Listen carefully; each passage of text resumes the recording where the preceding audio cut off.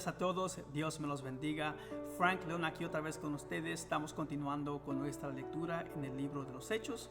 Hoy día estamos leyendo Hechos capítulo 13. Entonces, como siempre, vamos a orar, invitar la administración del Espíritu Santo, que venga, sea Él el que viene y ministra esta palabra a nuestros corazones. A donde estás, te invito a que inclines tu rostro y oremos. Amado Padre, gracias te damos por tu preciosa palabra, Señor.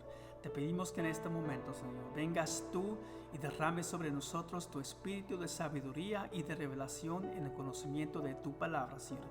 Que en lo que leemos tu palabra, tú la tomes, Señor, y la personalices, Señor, y nos muestres verdades, las maravillas de tu palabra, Señor, los milagros de tu palabra, Señor, no solo para que sepamos, sino para que creamos y caminemos en ella. Te lo pedimos y lo recibimos en el nombre poderoso de Cristo Jesús. Amén y amén. Bueno, como les dije, estamos leyendo Hechos capítulo 13. La versión que estamos leyendo es Nueva Traducción Viviente. Si tienes otra versión, no te preocupes, solo síguenos ahí en tu Biblia y vamos a leer. Hechos capítulo 13, versículo 1. Entre los profetas y maestros de la iglesia de Antioquía de Siria se encontraban Bernabé, Simeón, llamado el Negro, Lucio de Cirene, Manaén, compañero de infancia del rey Herodes Antipas, y Saulo. Cierto día, mientras estos hombres adoraban al Señor y ayunaban, el Espíritu Santo dijo: designen a Bernabé y a Saulo para el trabajo especial al cual los he llamado. Así que después de pasar más tiempo en ayuno y en oración, les impusieron las manos y los enviaron. Algo que quiero señalar aquí: estaban en ayuno y en oración. Hemos visto cómo la iglesia en el capítulo anterior y en otros capítulos, la iglesia cuando se ve en persecución, cuando se ve en situaciones extremas, la iglesia se une y ore. Pero aquí no dice que estaban en persecución, estaban simplemente orando, pasando tiempo en el Señor. ¿Por qué señalo esto? Porque es importante que nosotros sepamos que la oración no es un recurso de emergencia. Nosotros como creyentes no oramos porque estamos atravesando dificultades, porque estamos en situaciones difíciles. Oramos porque es un estilo de vida, porque es como nosotros hablamos con Dios. Les dije hace una semana, la palabra de Dios es Dios hablando conmigo. La oración soy yo hablando con Dios. Y en medio de esa oración Dios contesta. Dios habla, Dios da dirección, Dios da sabiduría, Dios da guianza, Dios da una palabra de conocimiento, como acabamos de leer aquí. Es importante que nos mantengamos en oración. Oración y ayuno, claro, pero en particular lo que es estilo de vida es oración. No siempre vamos a estar ayunando todos los días, claro. Siempre cuando tengamos esa necesidad, cuando Dios nos guíe, vamos a ayunar. Y te diré que el ayuno debe ser algo regularmente practicado. Quizás no todos los días, porque hay ciertas personas con ciertas condiciones físicas que no van a poder, pero siempre puedes tú ayunar, o podemos ayunar regularmente. Lo que tenemos que hacer todos los días es orar. Porque es importante. Ven aquí lo que pasó. Dice aquí, estaban en oración. En versículo 2 dice: cierto día, mientras estos hombres adoraban al Señor y ayunaban, el Espíritu Santo habló. Dijo: designen a Bernabé y a Saulo para el trabajo especial. Ahora, algo más que quiero señalar de este pasaje: estaban ellos, Saulo y Bernabé, ya estaban en el Evangelio, ya estaban en la obra del Señor, ya estaban sirviendo al Señor. Pero ¿qué es lo que pasó en medio de la oración? Dios dijo: ok, ha llegado el fin de esta temporada, ahora vas a entrar a otra temporada, ahora te voy a llevar a otro lugar. ¿Por qué señalo esto?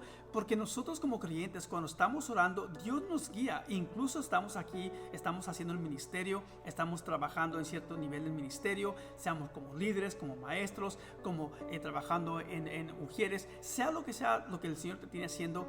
Cuando estás en oración, Dios te va a llevar de fe en fe, victoria en victoria. Dios nos mueve, y la única manera que podemos escuchar a Dios es cuando estamos orando, cuando estamos atentos a su palabra, atentos a la oración. Entonces, a eso me refiero cuando digo que la oración no debe ser y no es solamente un recurso de emergencia, no solamente es para momentos difíciles. La oración es un estilo de vida más importante que todo. Es un estilo de vida. A ti que estás escuchando, puede que Dios te dé una palabra como esposo, como esposa, como mamá, como papá, como empleado. Dios nos guía a través de la oración. Bueno, continuemos, no me quiero desviar mucho. Entonces, Bernabé y Saulo fueron enviados por el Espíritu Santo. Descendieron hasta el puerto de Seleucia, y después navegaron hacia la isla de Chipre. Allí, en la ciudad de Salamina, fueron a las sinagogas judías y predicaron la palabra de Dios. Juan Marcos fue con ellos como su asistente. Vean aquí la importancia. Entonces Bernabé y Saulo fueron enviados por el Espíritu Santo. Otro beneficio cuando estamos constantemente en oración.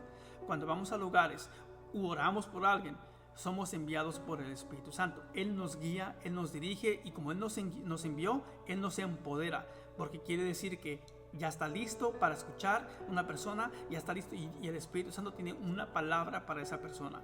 Entonces, versículo 16. Después viajaron de ciudad en ciudad por toda la isla hasta que finalmente llegaron a Pafos, donde conocieron a un hechicero judío, un falso profeta llamado Bar Jesús. El tal se había pegado al gobernador, Sergio Paulo, quien era un hombre inteligente. El gobernador invitó a Bernabé y a Paulo para que fueran a verlo, porque quería oír la palabra de Dios. Pero Limas, el hechicero, eso es lo que significa su nombre en griego, se entrometió y trataba de persuadir al gobernador para que no prestara atención a lo que Bernabé y Saulo decían. Trataba de impedir que el gobernador creyera. Saulo, también conocido como Pablo, fue lleno del Espíritu Santo y miró al hechicero a los ojos y le dijo: tú, hijo del diablo, lleno de toda clase de engaño y fraude y enemigo de todo lo bueno, ¿nunca dejarás de distorsionar los caminos verdaderos del Señor? Ahora mira, el Señor ha puesto su mano en castigo sobre ti y quedarás ciego. No verás la luz del sol por un tiempo. Al instante, neblina y oscuridad cubrieron los ojos del hombre y comenzó a andar a tientas mientras suplicaba que alguien lo tomara de la mano y lo guiara. Una reacción muy potente, un castigo muy severo a este hechicero. Déjate digo algo. Esto nos pasa, estoy seguro, a todos nosotros de cuando en cuando. Estamos compartiendo la palabra del Señor con alguien, posiblemente algún familiar, a una pareja, amistad, vecino, compañero, sea lo que sea. Y de repente alguien va a venir y va a impedir. Te va a decir, te va a burlar, va a decir no digas tonterías, o sea, va a impedir de alguna forma u otra que esta persona no solamente escuche, sino que crea. Déjate digo algo, yo he pasado por esto muchas veces. Lo que el Señor me ha mostrado es algo similar a esto. Claro, no declaro ceguera sobre esta persona, no. Pero lo que el Señor me ha dicho, esto se pelea en el Espíritu. Y muchas veces cuando esto ha pasado, yo en el Espíritu, en mi tiempo a solas con oración, yo oro. Y yo literalmente reprendo a estas personas. Digo: Señor, en el nombre de Jesús, bajo la autoridad de tu palabra, quita a estas personas a su alrededor. Pon cerca en esta persona para que pueda escuchar, recibir, creer y aceptar la palabra de Dios que viene a su corazón. Y Dios siempre ha contestado. Entonces nosotros podemos reaccionar de una manera de esta manera. Si de repente tú estás compartiendo la palabra y alguien se está impidiendo, aunque sea tu propia familia, tú puedes, como creyente, tienes autoridad en la palabra, tienes poder en el Espíritu Santo de poner un cerco a esa persona y de impedir que esta persona intervenga, de reprender a esta persona en oración para que Dios que la quite, quite ese obstáculo y no sea más un estorbo a la palabra de Dios. Tenemos esa autoridad y tenemos ese poder en el Espíritu Santo. Luego dice también, versículo 11, ahora bien, no iba a leer ahora, versículo 12. Cuando el gobernador vio lo que había sucedido, se convirtió, pues quedó asombrado de la enseñanza acerca del Señor. Muy interesante esta frasecita, cómo lo dice. Vean, a ver si lo pueden captar. Dice: cuando el gobernador vio lo que había sucedido, se convirtió, pues quedó asombrado ¿de qué? De la enseñanza acerca del Señor. Él quedó más asombrado. Él vio lo que pasó, sí se quedó asombrado, pero quedó más asombrado. Él creyó por la enseñanza del Señor. No tanto, obviamente quedó asombrado por lo que acababa de ver, pero creyó más en la palabra de Dios. Y eso es importante, que la gente sepa, que crea en lo que el Señor está diciendo. Y luego, cuando esa palabra es respaldada con señales, con prodigios, con milagros, más se reafirma esa palabra. Bueno, versículo 12 dice: luego Pablo y sus compañeros salieron de Pafos en barco rumbo a Panfilia y desembarcaron en la ciudad portuaria de Perge. Allí Juan Marcos los dejó y regresó a Jerusalén. Este es un dato muy interesante. Ese abandono de Juan Marcos más tarde llegará a ser un problemita entre él y entre Pablo y Bernabé. Bueno, quería compartir ese dato con ustedes. Dice otra vez, versículo 4, pero Pablo y Bernabé siguieron su viaje por tierra adentro hasta Antioquía de Pisidia. El día de descanso fueron a las reuniones de la sinagoga. Después de las lecturas acostumbradas de los libros de Moisés y de los profetas, los que estaban a cargo del servicio les mandaron el siguiente mensaje: hermanos, si tienen alguna palabra de aliento para el pueblo, pasen a decirla. Entonces Pablo se puso de pie, levantó la mano para hacer que se callaran y comenzó a hablar. Hombres de Israel, dijo, y ustedes, gentiles temerosos de Dios, escúchenme. El Dios de esta nación de Israel eligió a nuestros antepasados e hizo que se multiplicaran y se hicieran fuertes durante el tiempo que pasaron en Egipto. Voy a parar rápidamente. Aquí básicamente Pablo les da un poco de historial, como si no lo saben, pero les da un historial porque está sentando la base de algo que va a continuar diciendo. Pero quiero enseñar algo que dice. Aquí dice muy interesante, dice, el Dios de esta nación de Israel eligió a nuestros antepasados e hizo que se multiplicaran y se hicieran fuertes durante el tiempo que pasaron en Egipto. Básicamente cuando el pueblo judío estaba en Egipto, estaban en servidumbre, estaban en esclavitud. Y Pablo está diciendo que en medio de todo esto crecieron o se multiplicaron y se hicieron fuertes. ¿Por qué digo esto? Porque para Dios las circunstancias no dictan ni determinan cómo se va a mover Dios. Te digo cualquier cosa que estemos atravesando, una pandemia, un colapso económico, esclavitud, sea lo que sea, Dios no es limitado por las circunstancias. Pero, ¿qué limita a Dios? Nuestra reacción a las circunstancias. Si yo de repente enfrento una situación difícil y si mi reacción es en la mera carne y no acudo a Dios, Dios no puede hacer nada, porque mi reacción no es una reacción de fe, no estoy buscando de Dios. Entonces, como quien dice, estoy arrestando el poder de Dios con mi reacción. Entonces, pero si yo reacciono con fe y me aferro y creo en su palabra sin importar lo que esté yo enfrentando, Dios se mueve, porque la fe desata ese poder. La fe permite que Dios se pueda mover en mi vida. Pero si estoy reaccionando en pura carne, entonces yo mismo estoy limitando a Dios en mis circunstancias. Continuemos, versículo 17. El Dios de esta nación de Israel, el Dios de esta nación de Israel eligió a nuestros antepasados e hizo que se multiplicaran y se hicieran fuertes durante el tiempo que pasaron en Egipto. Luego, con brazo poderoso, los sacó de la esclavitud. Tuvo que soportarlos durante los 40 años que anduvieron vagando por el desierto. Si bien se acuerdan, cuando estaban en el desierto estaban quejándose, estaban lamentándose. Ojalá nos hubiésemos quedado en Egipto. O sea, qué pena que dice que Dios los tuvo que soportar. Imagínense, los tuvo que soportar 40 años en el desierto. Luego con brazo poderoso los sacó de la esclavitud. Tuvo que soportarlos durante los 40 años que anduvieron vagando por el desierto. Luego destruyó a 7 naciones en Canaán y le dio su tierra a Israel como herencia. Todo esto llevó cerca de 450 años. Después de eso, Dios les dio jueces para que gobernaran hasta los días del profeta Samuel. Luego, el pueblo suplicó por un rey y Dios les dio a Saúl, hijo de Cis, un hombre de la tribu de Benjamín que reinó durante 40 años. Pero Dios quitó a Saúl y lo reemplazó con David, un hombre de quien Dios dijo: he encontrado en David, hijo de Isaí, un hombre conforme a mi propio corazón. Él hará todo lo que yo quiero que haga. Y es precisamente uno de los descendientes del rey David, Jesús, el Salvador de Israel prometido por Dios. Antes de que él viniera, Juan el Bautista predicaba que todo el pueblo de Israel tenía que arrepentirse de sus pecados, convertirse a Dios y bautizarse. Cuando estaba en los últimos días de su ministerio, Juan preguntó: ¿creen ustedes que yo soy el Mesías? No lo soy yo, pero por él pronto viene, y yo ni siquiera soy digno de ser su esclavo ni de desatarle las sandalias de sus pies. Hermanos, ustedes, hijos de Abraham, y también ustedes, gentiles temerosos de Dios, este mensaje de salvación ha sido enviado a nosotros. La gente de Jerusalén y sus líderes no reconocieron a Jesús como la persona de quien hablaron los profetas. En cambio, lo condenaron y al hacerlo cumplieron las palabras de los profetas que se leen todos los días de descanso. No encontraron ninguna razón legal para ejecutarlo, pero de cualquier forma le pidieron a Pilato que lo matara. Voy a parar rápidamente aquí. Básicamente aquí Pablo les da un historial acerca de todo lo acontecido, de la palabra profética, de lo que habría de venir. Y luego Pablo les predica el evangelio. Porque recuerden que ellos estaban leyendo del libro de Moisés, del Antiguo Testamento. Ellos no tenían el Nuevo Testamento, ni Pablo tenía el Nuevo Testamento.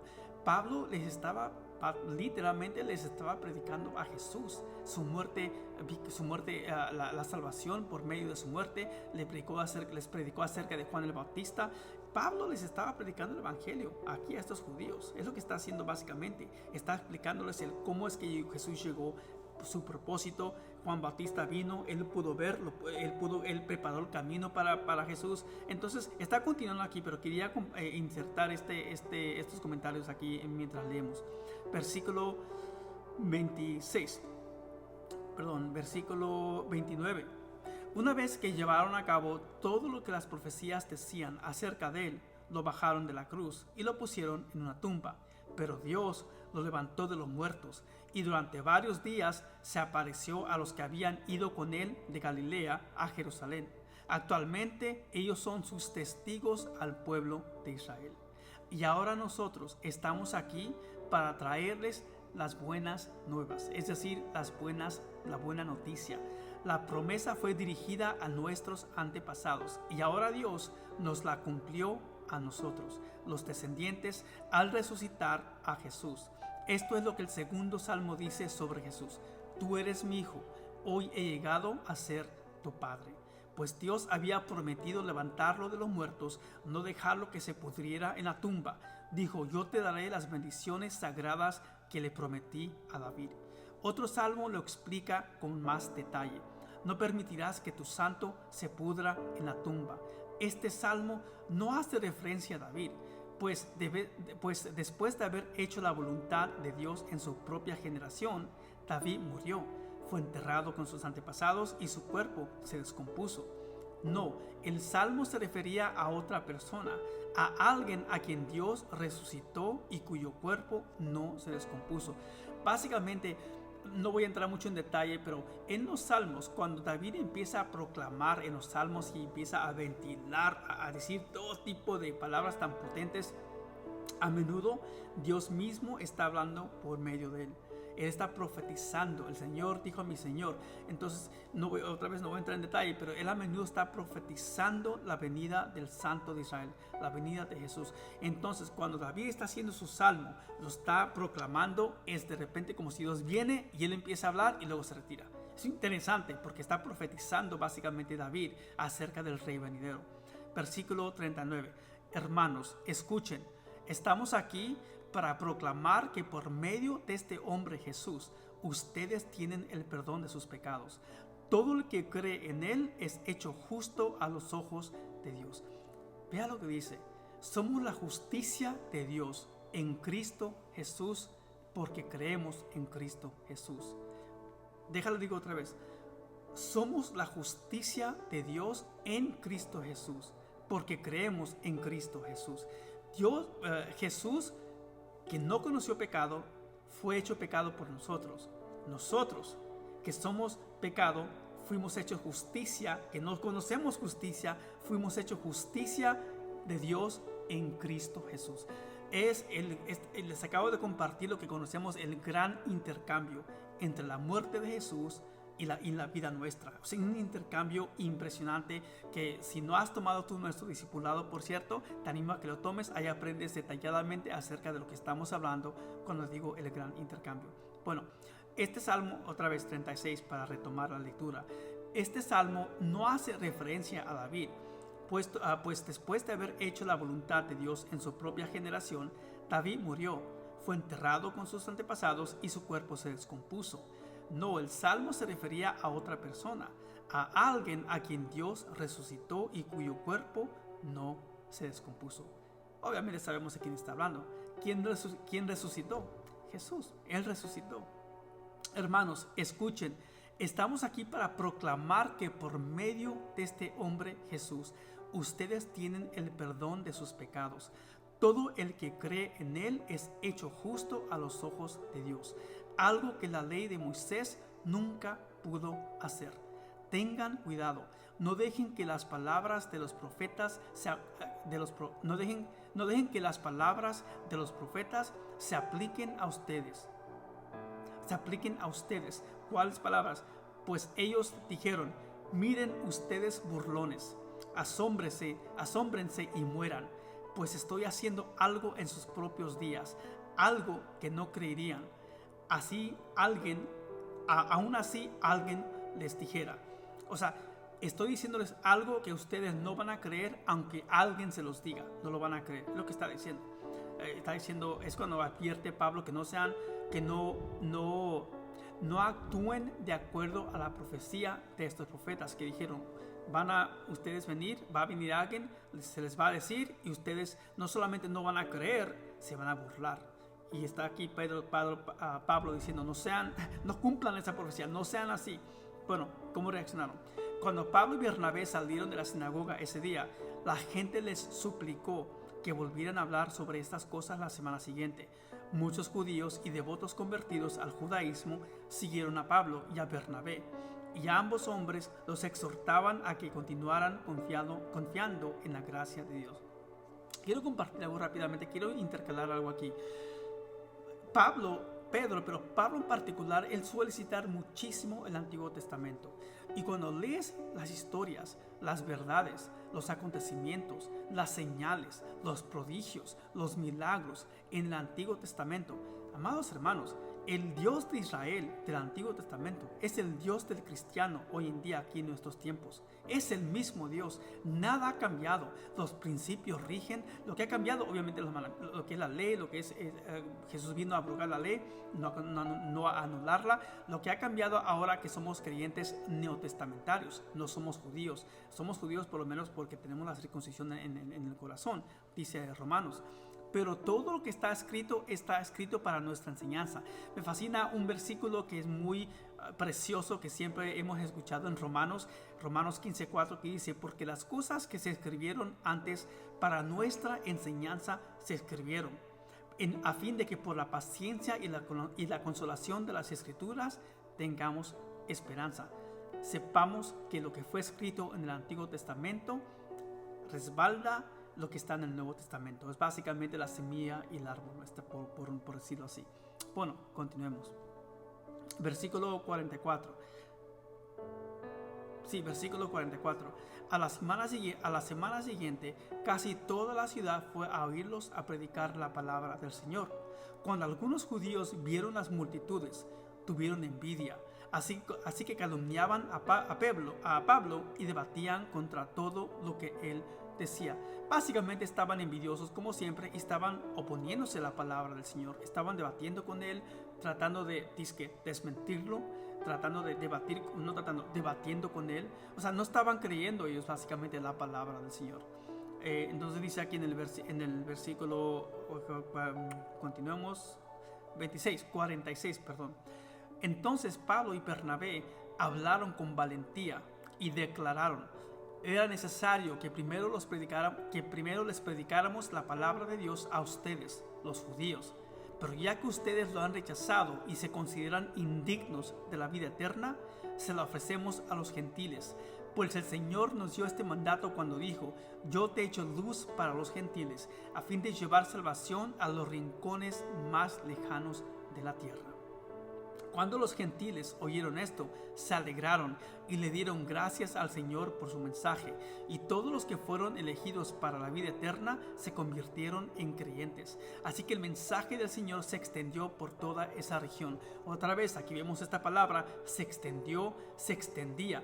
Este es el momento donde la iglesia primitiva está en su pleno poder, en su plena expansión, en su pleno crecimiento, en su plena multiplicación. Está creciendo la palabra del Señor aquí en medio de todo esto. Y, por cierto, cuando dice gentiles, somos nosotros. Nosotros somos gentiles. Si tú no eres un judío, si no eres un judío de Israel o un judío, punto, tú eres un gentil, yo soy gentil, nosotros somos gentiles, entonces esta palabra nos alcanzó también a nosotros. Qué bueno por eso, ¿no? Gloria a Dios. Yo hubiese reaccionado igual como estos gentiles. Alabo al Señor, gloria a Dios. Bueno, ya estamos aquí en la recta final, versículo 50. Luego los judíos provocaron a las mujeres religiosas influyentes y a los líderes de la ciudad e incitaron a una turba contra Pablo y Bernabé y los echaron de la ciudad. Así que ellos se sacudieron el polvo de sus pies en señal de rechazo y se dirigieron a la ciudad de Iconio. Y los creyentes se llenaron de alegría y del Espíritu Santo. Gloria a Dios por este precioso capítulo que acabamos de leer. Siempre vemos como cuando llega la palabra del Señor, como cuando los religiosos, los fariseos, los saduceos, cuando no creen, hay tanto poder y tanta sabiduría en la predicación de los apóstoles que la única manera de ganarles, como quien dice, es engañar al pueblo que están echando mentiras, apedrearlos, encarcelar. O sea, no tienen otro recurso, no porque no pueden.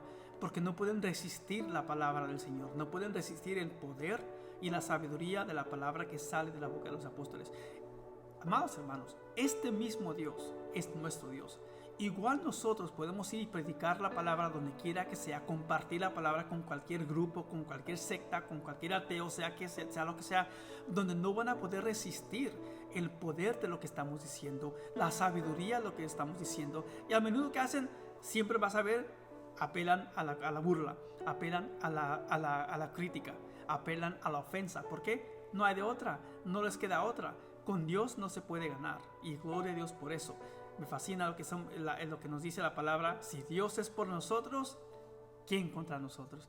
Bueno, amados hermanos y hermanas, con esto les dejo. Que tengan un día muy placentero, muy bendecido. Espero que Dios te haya hablado de una manera muy personal por medio de este devocional. Ciertamente a mí siempre me habla y siempre es una bendición el poder estar aquí y compartir esta preciosa palabra de Dios. Dios me los bendiga.